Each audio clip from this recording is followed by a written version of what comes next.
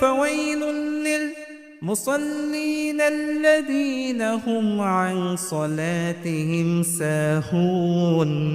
الذين هم يراءون ويمنعون الماعون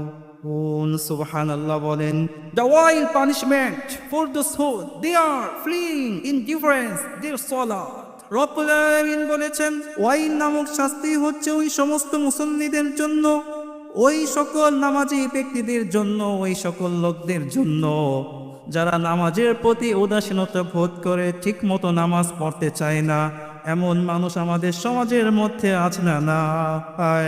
তাই যারা ঠিকমতো নামাজ পড়বে না এদের জন্য রয়েছে জাহান্নামের ওয়াইল নামক শাস্তি কাইফা আযাবুল ওয়াইল হাউ দ্য ওয়াইল পানিশমেন্ট ওয়াইল আবার কেমন শাস্তি রাইসুল মুফাসসিরিন আব্দুল্লাহ ইবনে আব্বাস রাদিয়াল্লাহু তাআলা আনহু বলেছেন ওয়াইল হচ্ছে জাহান্নামের ওই অগ্নিময় গর্ত যেই গর্তের মধ্যে যারা নামাজ পড়ে না বেনামাজীদেরকে ফেলে দেওয়া হবে 40,000 বছর পর গিয়ে সেই গর্তের সমতল স্থান পাবে এত গভীর গর্ত হবে এই পৃথিবীর মধ্যে মানব সৃষ্ট সবচেয়ে গভীরতম গর্ত হচ্ছে কোলা সুপারটি বোরহোল ভৌগোলিক দিক থেকে রাশিয়ার নরওয়ে সীমান্তের কাছাকাছি 1960 সালে তৎকালীন যুগের সুপার পাওয়ার পরাশক্তি সোভিয়েত ইউনিয়ন যা খনন করেছিল যার গভীরতা হচ্ছে অলমোস্ট 40,000 ফুটের চেয়েও বেশি গভীর আপনাকে যদি সেখানে ফেলে দেওয়া হয় আপনি 3 থেকে 4 মিনিটের মধ্যে সেই গভীরতম গর্তের সমতল স্থান পেয়ে যাবেন আর জাহান্নামের গর্ত কত গভীরময় হবে সেই গর্তের মধ্যে যা নামাজ পড়ে না তাদেরকে ফেলে দেওয়া হবে